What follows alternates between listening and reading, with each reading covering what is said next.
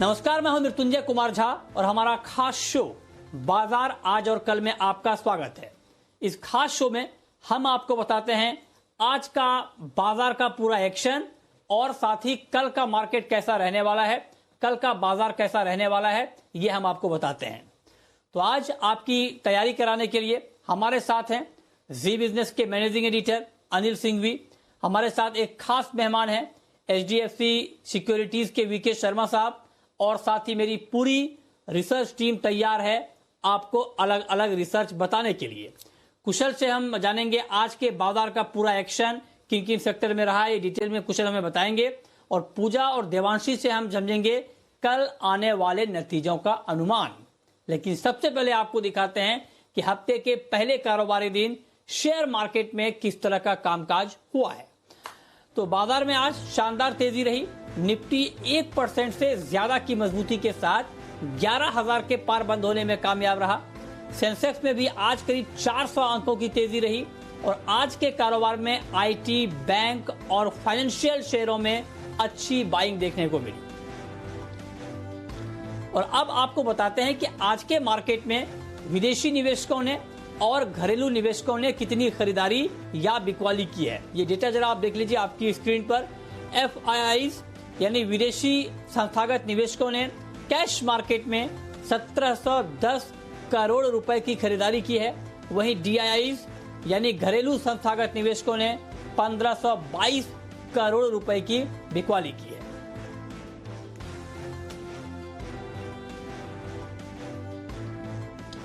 और अब रुक करते हैं आज के बाजार पर एडिटर्स टेक का, और ये बताने के लिए हमारे मैनेजिंग एडिटर अनिल सिंघवी हमारे साथ बने हैं। अनिल जी, बहुत बहुत स्वागत है आपका।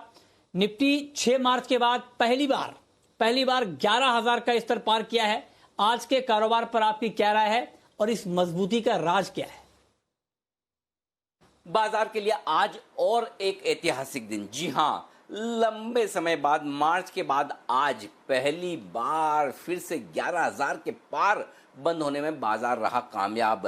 पिछली बार 5 या 6 मार्च को 11,000 के ऊपर हम बंद हुए थे, आज 11,000 के पार निकलकर बंद होने में कामयाब रहे। तो जो कुछ 23 मार्च 24 मार्च को हमने लोज बनाए, वहां से जो तेजी बनी उसका हाईएस्ट लेवल आज बाजार को देखने को मिला। दमदार शुरुआत हुई 11,000 के पार, टिके भी, दिन भर छोटे दायरे में कारोबार करते हुए दिखे और दिन के अंत में मजबूती के साथ बंद हुए। और ये मजबूती इसलिए भी कारगर है क्योंकि आप देखिए दुनिया भर के बाजारों में कोई खास संकेत तेजी के नहीं थे। यूरोप कमजोर, एशिया मिला जुला, डाउ फ्यूचर्स 50 पॉइंट नीचे। उसके बावजूद भारतीय बाजार ने कहीं दूर दूर तक कमजोरी का कोई संकेत दिया नहीं, एकदम मजबूत। 120 अंकों पर निफ्टी बंद हुआ, बैंक निफ्टी 350 अंकों पर। बैंक निफ्टी देखिए 2 दिन से एकदम जो पिछड़ापन था पहले कि पीछे चल रहे नहीं भाग रहे, अब सब दूर हो गया है। बैंक निफ्टी एकदम ज्यादा तेज रफ्तार से बढ़ रहा है, 1.5% मजबूत हो गया। सेंसेक्स 400 अंक ऊपर बंद हुआ है। तो बहुत ही बेहतरीन ट्रेडिंग सेशन रहा, अच्छी मजबूत क्लोजिंग देखने को मिली। और ग्लोबल मार्केट्स की सुस्ती का भारतीय बाजारों पर कोई असर है नहीं। क्यों? क्योंकि एक तो देखिए FIs के डेटा थोड़े से बेहतर हो गए, दूसरा तकनीकी तौर पर बाजार बहुत मजबूत हो गए। जिस तरह से 10,800 के ऊपर क्लोजिंग दी और 10,900 के ऊपर आप निकले शुक्रवार के सेशन में, उससे बड़ी मजबूती आती हुई दिख रही है। और एक और बात यह है कि अब कोरोना की वैक्सीन को लेकर भी अच्छी खबरें आने की उम्मीद की जा रही, वो भी बाजार में जोश भर रहा है। और ग्लोबल मार्केट्स मजबूती के माहौल में ही है। 4 दिनों की तेजी के बाद डाउ अगर थोड़ा बहुत सुस्त होता है तो कुछ गलत बात है नहीं। तो उस लिहाज से सारे फैक्टर्स ऐसे हैं जो बाजार में जोश भर रहे हैं, इसमें कोई डाउट नहीं। और यही वजह है, इस जोश के दम पर ही 11,000 के पार निकलकर जो बाजार बंद हुआ है वो काबिले तारीफ है। चौतरफा खरीदारी होती हुई दिखी है। हाँ, थोड़ी बहुत फार्मा शेयरों में, ऑटो शेयरों में प्रॉफिट बुकिंग आई, लेकिन कहीं से सहारा आता हुआ दिख रहा है और बैंक्स लीड करने की कोशिश कर रहे हैं। तो कुल मिलाकर यह है कि इंडेक्स है मजबूत, इसमें कोई डाउट नहीं। बैंक निफ्टी जो अब तक थोड़ा पीछे चल रहा था वो भी आ गया है फुल फॉर्म में। और फिर आपको क्या चाहिए? बढ़िया लेवल्स। तो पूरी तरह से तैयार है बाजार और आगे बढ़ने के लिए। तो कुल मिलाकर एक्शन भरपूर है और वो भी तेजी की तरफ। तो मार्केट में एक्शन भरपूर है।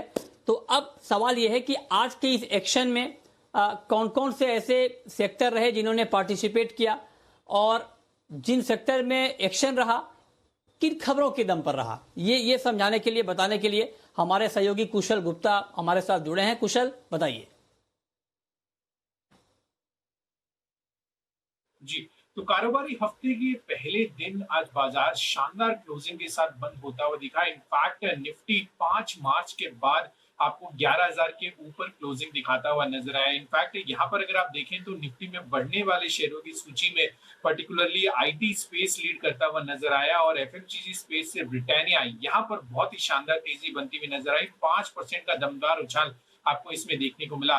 साथ ही अगर आप निफ्टी में गिरने वाले शेयरों को देखेंगे तो वहां पर फार्मा स्पेस जो था वहां पे सबसे ज्यादा दबाव दिखा, जिसमें सन फार्मा इसको लीड करता हुआ दिखा। इंट्राडे में तो ये करीब 5% तक भी लुढ़कता हुआ नजर आया था। साथ ही सिप्ला, जी एंटरटेनमेंट और बीपीसीएल में दबाव देखने को मिला।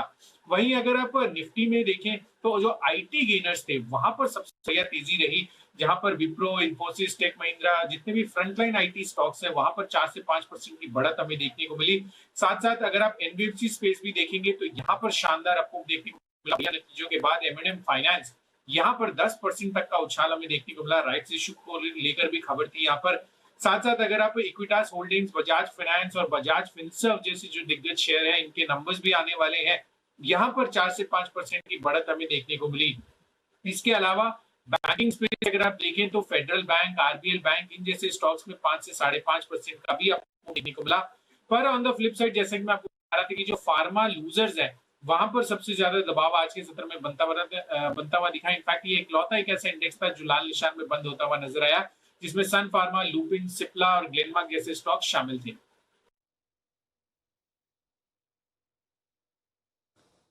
तो ये अलग अलग सेक्टर जहां पर आज एक्शन दिखा, ये डिटेल में कुशल ने हमें बताया। लेकिन अब रुक करते हैं अपने खास मेहमान का, और हमारे साथ हैं आज एचडीएफसी सिक्योरिटीज के वीके शर्मा साहब। सर बहुत बहुत स्वागत है आपका। और हफ्ते की शुरुआत बहुत अच्छी हुई, और पिछले हफ्ते जब हमारी बात हो रही थी तो फ्राइडे को भी मार्केट ने अच्छी क्लोजिंग दी थी। तो पिछले हफ्ते का अंत बहुत अच्छा हुआ था और इस हफ्ते का आगाज बहुत अच्छा हुआ है। तो ऐसे मार्केट में सर क्या ट्रेड आप कल के लिए देख रहे हैं? जी नमस्ते मृत्युंजय, आपके सभी दर्शकों को भी। मेरा ये मानना है कि हमारा बाजार ऊपर की ओर जा रहा है। 11,000 का जो लेवल है निफ्टी का, वो महज एक मील का पत्थर है उस जर्नी के अंदर, ठीक है। और इसके अंदर अभी समय आ गया है कि आपका फार्मा सेक्टर भी आगे चल के भागे। हालांकि आज वो इकलौता सेक्टर था जो अंडर प्रेशर था, लेकिन बहुत कुछ होना बाकी है। तो एक दिन के हिसाब से अगर कोई स्टॉक देखा जाए मृत्युंजय, तो मेरी नज़र पड़ती है सीमेंस के ऊपर। 1180 रुपए पे इसकी क्लोजिंग आई है और इसने करीब 10 दिन का जो कंसोलिडेशन था उसको तोड़ा है और 3 महीने का हाई पे ये स्टॉक क्लोज हुआ है। तो 1180 पे इसको लिया जा सकता है। स्टॉप लॉस 1156 और इसका जो टारगेट है वो 1227। ये तो हुआ एक दिन का। और अगर आपको पोजिशनल कॉल कोई लेनी हो सप्ताह भर के लिए, तो डॉक्टर रेड्डीज पे ध्यान दे सकते हैं। डॉक्टर रेड्डीज ये भी ध्यान रखा जाना चाहिए कि शुक्रवार को मैंने एक जो स्टॉक बोला था फार्मा में, वो डॉक्टर रेड्डी था। और मैं आमतौर पे कहता हूँ कि ऑप्शन को 3 दिन के रखें, इसको आप 1 सप्ताह का मोहलत और दें। तो डॉक्टर रेड्डीज के अंदर अभी जो पोजिशनल ट्रेड मैं बता रहा हूँ 4095 में क्लोज है। 3930 का इसका स्टॉप लॉस रखें और अब टारगेट रहेगा 4380। जो ऑप्शन बताया था उसको एज इट इज आप कंटिन्यू करें। जी मृत्युंजय। जी बिल्कुल। तो ये दो महत्वपूर्ण ट्रेड आपको मिल चुके हैं, इंट्राडे के और पोजिशनल। आगे हम ऑप्शन का ट्रेड भी जानेंगे, लेकिन अभी आगे बढ़ते हैं। और कल एक्सिस बैंक के नतीजे आएंगे। नतीजों को लेकर क्या अनुमान है, क्या आंकड़े आ सकते हैं, ये बताने के लिए पूजा त्रिपाठी हमारे साथ जुड़ी हैं। बताइए पूजा। जी, एक्सिस बैंक से कमजोर नंबर्स देखने को मिल सकते हैं। ब्याज से आय में 11% की बढ़त जरूर दिखेगी, लेकिन प्रोविजन के फ्रंट पर देखें तो करीब 41% की बढ़त देखने को मिल सकती है तिमाही दर तिमाही, और उसका असर मुनाफे पर भी दिखेगा, जिसमें कि हमारा अनुमान है कि 19% की गिरावट रहेगी। जो साल दर साल प्रोविजनिंग बढ़ेगी 19% की बढ़त रहेगी और उसका असर मुनाफे पर देखने को मिल सकता है। एसेट क्वालिटी में भी दबाव रहेगा और मार्जिन में भी गिरावट देखने की संभावना है। इसके अलावा लोन ग्रोथ भी धीमे रहेगी, 15% तक की लोन ग्रोथ देखने का हमारा अनुमान है। तो कमजोर नंबर्स एक्सिस बैंक की तरफ से। ठीक बात है। और कल बजाज फाइनेंस के भी नतीजे आएंगे। बजाज फाइनेंस के नतीजों को लेकर क्या अनुमान है, ये बताने के लिए भी पूजा हमारे साथ बनी हुई हैं। पूजा बताइए, बजाज फाइनेंस के नतीजे कैसे आ सकते हैं? बजाज फाइनेंस के नंबर्स मिले जुले रह सकते हैं। देखिए इनके कोर प्रदर्शन और लिक्विडिटी को लेकर तो कोई समस्या नहीं है, नकदी के फ्रंट पर भी कंपनी मजबूत स्थिति में ही है, लेकिन बाकी सारे नंबर्स देखेंगे तो वहां पर कुछ दिक्कत देखने को मिल सकती है। प्रोविजन अगर साल दर साल बात करेंगे तो 172% की बढ़त देखने की उम्मीद है और उसी का असर मुनाफे पर भी पड़ेगा। 26% की गिरावट देखने को मिल सकती है कंपनी के मुनाफे में। और इसके अलावा मॉरेटोरियम बुक किस तरह की होती है, एसेट क्वालिटी की चाल किस तरह से रहती है, कितना दबाव दिखता है कंपनी के बुक पर, ये सब देखना काफी इंपॉर्टेंट होगा। तो कोर प्रदर्शन अच्छा रहेगा, वहां शायद कोई दिक्कत ना दिखे, लेकिन जो एसेट क्वालिटी के फ्रंट पर थोड़ा बहुत दबाव देखने का अनुमान है। ठीक है, तो ये अनुमान पूजा ने बताया एक्सिस बैंक के नतीजों का और बजाज फाइनेंस के नतीजों का। शर्मा जी, अब जो अनुमान यहाँ पर पूजा ने भी बताया है, इसको देखते हुए आपका नजरिया एक्सिस बैंक के ऊपर और बजाज फाइनेंस के ऊपर क्या बन रहा है? मैं समझता हूँ कि जो वर्स्ट है वो ऑलरेडी प्राइस के अंदर डिस्काउंटेड है और आगे चल के जो इनका जो गाइडेंस आएगा या जिस तरह का एसेट क्वालिटी के ऊपर कमेंट्स आएंगे वो वही ज़्यादा डिपेंडेंट, उसी के ऊपर ज़्यादा डिपेंडेंट होगी चीज़ें। तो कुल मिला के मैं आश्वस्त हूँ और किसी भी प्रकार से मैं इन दोनों स्टॉक्स के अंदर चिंतित नहीं हूँ, लेकिन रिजल्ट्स आने के बाद, देखने के बाद, गाइडेंस के बाद ही नजरिया रखना चाहिए। इसमें ये चीज़ श्रेयस्कर है बिकॉज अभी हम बहुत ऊंचे लेवल पे हैं, तो ऑब्वियसली उनका इंतजार करके ही, सुन के ही, तसल्ली करके, ठंडा करके ही खाएं। हाँ, ये ठीक बात है, बिल्कुल। एक बार नतीजे आ जाएं उसके बाद तस्वीर कुछ और साफ होगी। और कल HUL के भी नतीजे आने वाले हैं, हिंदुस्तान यूनिलीवर के, और HUL के नतीजों को लेकर क्या अनुमान है, मुनाफा कितना रह सकता है, आय कितनी रह सकती है, ये डिटेल बताने के लिए देवांशी हमारे साथ जुड़ रही है इस वक्त। बताइए देवांशी। HUL के आंकड़ों की बात करें तो इस तिमाही में जो आंकड़े हैं वो कंपेरेबल नहीं होंगे, ना सालाना आधार पर और ना तिमाही आधार पर। वो इसलिए क्योंकि जो GSK के पोर्टफोलियो का अधिग्रहण किया था कंपनी ने, इसके चलते इस तिमाही में, जो कि इस तिमाही में इफेक्टिव हो रहा है, तो इसके चलते नंबर्स कंपेरेबल नहीं होंगे। लेकिन सबसे पहले अगर वॉल्यूम ग्रोथ की बात करें तो मैं आपको बता दूं कि जो स्ट्रीट है वो वॉल्यूम ग्रोथ को लेकर डिवाइडेड है। कई एनालिस्ट ऐसे हैं जो मान रहे हैं कि इस तिमाही में करीब 5% तक की वॉल्यूम में गिरावट देखने मिल सकती है, लेकिन बाकी एनालिस्ट का ये भी मानना है कि 8 से 9.5% तक की वॉल्यूम ग्रोथ में गिरावट आने का ही अनुमान लगाया जा रहा है। तो कुल मिला के 5 से 9% के बीच में गिरावट देखने मिल सकती है वॉल्यूम में। पिछले साल जो बेस था वो करीब 5% का था, तो देखना होगा कि इस बार किस तरह से रिकवरी आती है या फिर इससे ज्यादा गिरावट हम वॉल्यूम में देखते हैं। अब करीब 74% का इनके जो पोर्टफोलियो है वो एसेंशियल आइटम की बिक्री से आता है, तो आय को थोड़ा सा सहारा मिलता हुआ दिखेगा। GSK के परफॉर्मेंस के चलते भी थोड़ा आय को सहारा मिलता हुआ दिख सकता है। कुल मिला के आय इस बार करीब 1.5% तक कम होती हुई दिखेगी। लेकिन इस तिमाही में जो विज्ञापन खर्च है कंपनी का और जो अन्य खर्च है वो थोड़े से बढ़ते हुए दिखे थे, तो इसके चलते हम देखेंगे कि जो मार्जिन हैं वो थोड़े से कम होते हुए दिखेंगे। कामकाजी मुनाफे में 6% तक की गिरावट की आशंका लगाई जा रही है। मार्जिन से इस बार 26% से घटकर करीब 25% के लेवल्स के आसपास आ सकते हैं। मुनाफे की बात करें तो 1 से 2% तक मुनाफा बढ़ेगा, वो इसलिए क्योंकि इफेक्टिव टैक्स रेट में कमी आती हुई दिखेगी और यहीं से सहारा आएगा। लेकिन कुल अगर आप ऑपरेशनल परफॉर्मेंस देखें तो थोड़ी सी सुस्त ही रहती हुई दिखेगी। अब ये देखना होगा कि जो मैनेजमेंट की कमेंट्री है उसमें जो ग्रामीण क्षेत्र से रिकवरी है वो किस तरह से आती हुई दिख रही है, क्या ज्यादा गेन्स आते हुए दिख रहे हैं, और साथ ही इनके जो पर्सनल केयर कारोबार है इसमें कब तक रिकवरी आने की आशंका या उम्मीद लगाई जा रही है, और इसके अलावा जो GSK के अधिग्रहण किया है वहां पे कितनी ज्यादा सिनर्जी बेनिफिट्स देख रहे हैं आगे वाले क्वार्टर्स में, इस पर भी नजर रहेगी। जो मेजर चैलेंजेस हैं वो किस तरह से और कब तक नॉर्मल से एक्सपेक्टेड है, इस पर भी नजर रहेगी। लेकिन कुल मिला के जो नंबर्स हैं HUL के वो इस तिमाही में थोड़े से सुस्त रहेंगे। वॉल्यूम ग्रोथ पर इस बार नजर रखें आप। तो वॉल्यूम ग्रोथ में यहां पर गिरावट आ सकती है, इसको लेकर आशंका बनी हुई है। तो ऐसे में शर्मा जी क्या सुझाव होगा आपका HUL को लेकर? देखिए, अगर वॉल्यूम ग्रोथ के अंदर गिरावट आती है किसी कारण से, सभी को मालूम है कि 2 महीने तो करीब पूरा लॉकडाउन था, तो उसके अंदर भी अगर मैच थोड़ी वॉल्यूम गिरते हैं तो इसमें कोई बड़ी बात नहीं होनी चाहिए, वो ऑलरेडी प्राइसिंग कहना चाहिए। लेकिन ब्रिटानिया के जो नतीजे हैं उन्होंने मार्केट को थोड़ा चौंका दिया है, तो उस दृष्टि से अब एक्सपेक्टेशन थोड़ी सी बढ़ती हैं। तो मैं समझता हूँ कि रिजल्ट आने के बाद वापस व्यू लिया जाए और इसके अंदर ये जो 2 मैन रेस नहीं रहेगी, नेस्ले है, लीवर है, ब्रिटानिया भी आगे बढ़ रहा है, तो उनके अंदर से जो टॉप स्टॉक्स हैं वो आप चुन के अपने व्यू के हिसाब से अलग अलग लेवल्स के ऊपर ले सकते हैं, या उनके अंदर आप अपने खुद कौन सा पहले लेना है कौन सा बाद में लेना है वो खुद नजरिया आप अपने आप तय कर सकते हैं। लेकिन ये 3 टॉप स्टॉक्स हैं इस सेक्टर से। जी, ठीक बात है। चलिए, अब वक्त है हमारी खास पेशकश का, शर्मा जी के ऑप्शन का।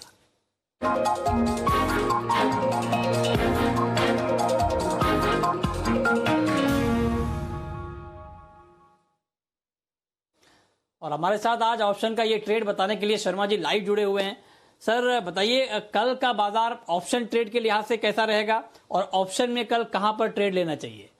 जी मृत्युंजय, नेस्ले जिसका मैंने अभी थोड़ी देर पहले भी जिक्र किया, वो एफएमसीजी सेक्टर अच्छा ही परफॉर्म कर रहा है और उसके अंदर नेस्ले का भी जो वॉल्यूम है वो उसके साथ बढ़ रहा है स्टॉक, और यहाँ पे मुझे लगता है कि ऑप्शन के लिए थोड़ी जगह है। और क्योंकि मैं अक्सर ऐसा स्टॉक चुनता हूँ ऑप्शन के जरिए जो बहुत ज़्यादा नहीं बढ़ा हो, क्योंकि अगर बहुत ज़्यादा बढ़ गया हो तो ऑप्शन प्रीमियम पहले ही बढ़ जाता है। तो थोड़ा सा ठंडा स्टॉक है, 17,500 पे स्ट्राइक प्राइस के ऊपर आप नेस्ले की कॉल ले सकते हैं। 350 रुपये का प्रीमियम है और उस प्रीमियम के अंदर भी आप 225 रुपये का स्टॉप लॉस अवश्य रखें, और इसका जो टारगेट है वो 570।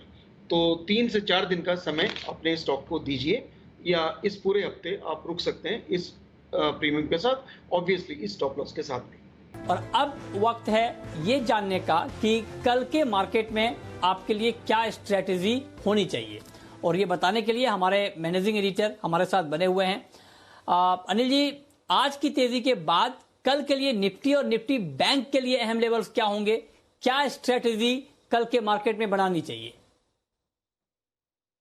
जहां तक कल के बाजार का सवाल है, बाजार का बेस धीमे धीमे ऊपर की तरफ शिफ्ट हो रहा है।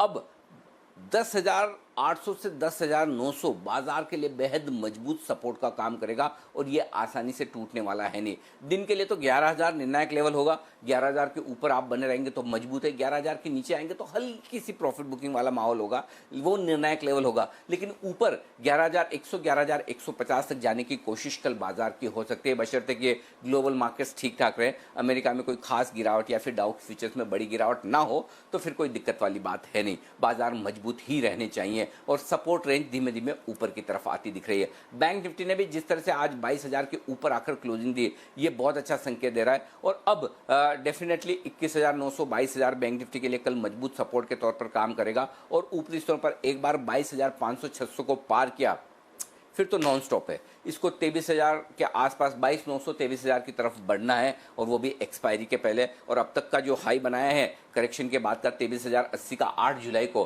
बैंक निफ्टी उस तरफ जाने की कोशिश कर सकता है। तो ओवरऑल सेटअप परफेक्ट है, ट्रेंड मजबूत है, एफआईज की खरीदारी के आंकड़े हैं, ग्लोबल सेटअप परफेक्ट है। कहीं कोई खराब खबर ऐसी ना आए या फिर ग्लोबल मार्केट्स अचानक से गिर न जाए, वही एक रिस्क है जो अननोन है। नॉन रिस्क बाजार में दिख नहीं रही। अननोन कभी कुछ आपको मुझे पता नहीं वो हो जाए, उसका तो कोई क्या कर सकता है, लेकिन बाकी बाजार एकदम सेट है ऊपर जाने के लिए। एक के बाद एक धीमे धीमे सीढ़ियां चढ़ता हुआ ऊपर की तरफ मजबूती के साथ बढ़ता हुआ ये है बाजार। तो कल भी उम्मीद आप कर सकते हैं कि इस रेंज में ट्रेड करते हुए बाजार थोड़ी और मजबूती दिखाने की कोशिश करे। और अगर ग्लोबल मार्केट्स की किसी कमजोरी की वजह से नीचे खुले तो बाय ऑन डिप्स का मार्केट है, नीचे आते ही आपको शॉर्ट कवरिंग और फ्रेश खरीदारी दोनों आती हुई दिखेगी और उसका फायदा जरूर उठाएं। बहुत शुक्रिया सर आपका कल के लिए ये स्ट्रेटेजी बताने के लिए। और अब आपको बताते हैं कल के लिए ऑप्शन का एक और ट्रेड।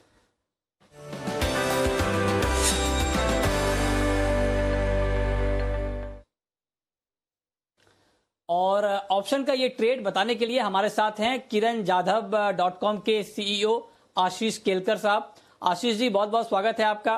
बताइए सर, आपके हिसाब से कल ऑप्शन में क्या ट्रेड लिया जाए?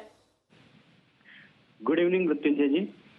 देखिए, आज के अगर बाजार में देखते हैं तो फाइनेंशियल स्टॉक्स में बहुत ही अच्छा एक दौड़ हमने आते हुए देखा, और इसी के चलते मनप्पुरम फाइनेंस में एक अप फ्लैग फॉर्मेशन को ब्रेकआउट मिलता हुआ दिखाई दिया है। इसलिए मेरी जो खरीदारी करने की सलाह है, मनप्पुरम फाइनेंस के कॉल ऑप्शन में खरीदारी करने की सलाह है। 165 का जो कॉल ऑप्शन है वो 7 रुपए 65 पैसे पे चलता हुआ दिखाई दे रहा है, इसमें खरीदारी करना है। स्टॉप लॉस रहेगा 5 रुपए 50 पैसे का और लक्ष्य रहेगा 12 रुपए का, जो कि 2 या 3 दिनों में हासिल होता हुआ दिखना चाहिए।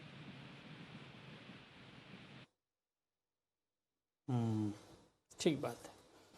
बहुत शुक्रिया सर आपका ऑप्शन का ये ट्रेड बताने के लिए। लेकिन अब हम चूंकि हमने इंट्राडे और पोजिशनल के लिहाज से सारी कॉल की बात कर ली है कि आपको इंट्राडे में कहां पर ट्रेड करना चाहिए, ऑप्शन में क्या ट्रेड लेना चाहिए, पोजिशनली आप कहां पर ट्रेड कर सकते हैं, लेकिन लंबे समय के लिए अगर आप निवेश करना चाहते हैं मार्केट में तो आपको निवेश कहां करना चाहिए ये जानना भी बहुत जरूरी है। तो शर्मा जी सर, आपसे मेरा आखिरी सवाल यही होगा कि लंबे समय के निवेशक को इस बाजार में कहां पर पैसा लगाना चाहिए? जी, लंबे समय के लिए, और लंबे समय के लिए मतलब अगले 5-10 साल के लिए भी अगर आपको लगाना हो तो फार्मा सेक्टर बहुत ही चुस्त है और उसका जो आउटलुक है वो काफ़ी पॉजिटिव है, क्योंकि करीब $65 बिलियन के मॉलिक्यूल्स आउट ऑफ जाने वाले हैं लाइसेंसिंग के, और वो फ्री होने वाले हैं। उसके अलावा इंडिया की जो अपॉर्चुनिटी है वो बहुत बड़ी है। क्लिनिकल रिसर्च और मैन्युफैक्चरिंग ऑपरेशंस के अंदर जो भी कंपनियां हैं उनका फ्यूचर बहुत ही ब्राइट है। ठीक है, इस भूमिका के साथ मैं जो स्टॉक आपको समझा रहा हूं वो है डिवीज लैब। हमारे कवरेज के अंदर ये है और करंट भाव इसका 2300 रुपए के आसपास है। और ये ध्यान रखा जाना चाहिए कि आज भी ये करीब 2180 गया था, यानी नीचे के लेवल पे, वहां से 120 रुपए ऊपर बंद हुआ है। तो यहाँ पे देखना चाहिए कि ये जो एक्सपेक्टेशन है मेरी वो करीब हमारी 2609 का इसका टारगेट है, लेकिन इससे बेहतरीन रिटर्न भी आपको पॉसिबली मिल सकती हैं अगर आप इसको होल्ड करके चलें तो। क्या कारण है? एक तो पहली बात ये है कि ये जीरो डेट कंपनी है और 12% इसका डोमेस्टिक कंजम्पशन है, डोमेस्टिक सेल्स है, और 88% ये एक्सपोर्ट करती है। और ये एपीएस के अंदर भी है, स्पेशल एपीएस के अंदर भी है, और इसके न्यूट्रास्यूटिकल्स भी हैं। तो तीनों ही चीज़ें बड़ी अच्छी हैं। और क्योंकि ये सेगमेंट अच्छा करेगा तो ये इस सेगमेंट के अंदर बड़े कंपनियों में ये आप अच्छी कंपनी है, आप इसको चुन के लंबी अवधि के लिए भी इसके साथ रह सकते हैं। तो मैं समझता हूँ कि ये प्रॉफिट ग्रोथ इसका अगले 2 आने वाले सालों के अंदर 19% के हिसाब से रहेगा। तो मेरा जो टारगेट है मैंने बहुत छोटा दिया है 13.5% का, वो आपको हो सकता है साल भर के पहले ही मिल जाए। बहुत शुक्रिया सर आपका ये लॉन्ग टर्म का ट्रेड बताने के लिए, और आपने इंट्राडे और पोजिशनल का ट्रेड भी बताया है। और साथ ही मेरी रिसर्च टीम का भी बहुत बहुत शुक्रिया ये बताने के लिए कि कौन कौन सी खबरें आज के लिए अहम रही और कल का बाजार कैसा रहने का अनुमान है। तो फिलहाल इस बुलेटिन में इतना ही।